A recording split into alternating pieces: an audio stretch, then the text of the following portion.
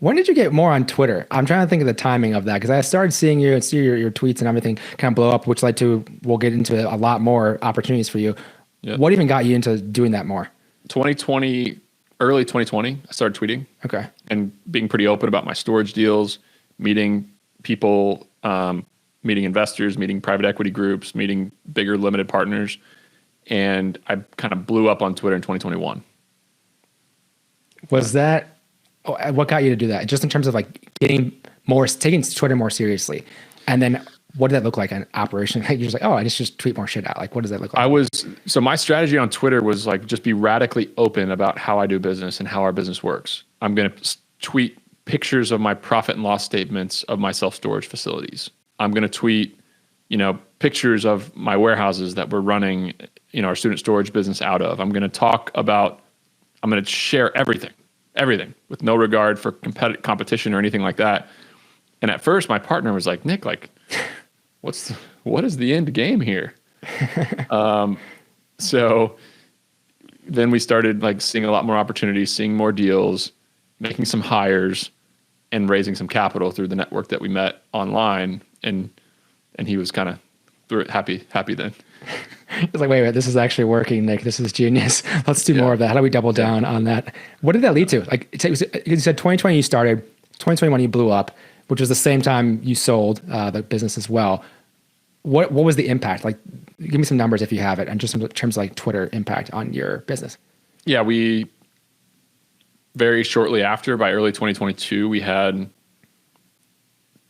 750 investors in our database accredited investors who wanted to invest in self-storage. We had raised $20 million to buy $50 million worth of storage in 2021. Our team was growing fast. We went from 8 employees to 25 employees by the end of 2021. Yeah, man, it changed everything. Started hiring internationally. I got involved in somewhere.com in 2021. That was a life-changing moment because I now have, almost 350 employees and 25 Americans. The rest are international. So it's just changed everything about the way I do business. To that point, because I've seen it like from afar, I've seen it and I've listened to the podcast before and I've seen like how this has progressed in the last few years, which is pretty remarkable.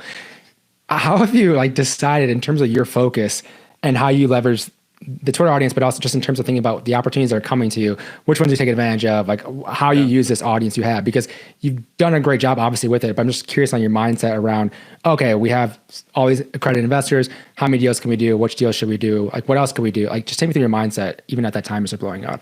Yeah, I think I've always been a business operator at heart, not really a media person. So I don't have a super structured approach. Obviously, I have a media team. I have a head of content. I have a video editor. I have 2 admins. I have an audio, person, a graphic designer.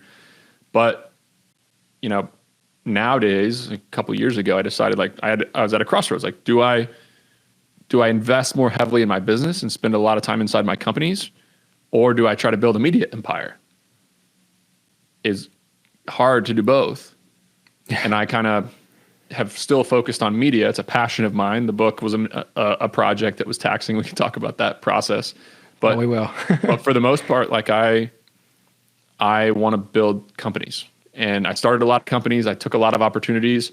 3 of them are really big businesses now. Like, 2 of them are over $1 million a month of revenue. 1 is knocking on the door. RE Costseg is that 3rd business that's really growing fast. So it's a power law, right? Start 11 companies, go after 11 opportunities. 3 of them get really large. And then, I've shut 3 of them down, and the rest in the middle are, kind of have some promise and looking forward to the future. But almost all my time and energy goes into writing, Somewhere, Bolt Storage, and RE Costseg.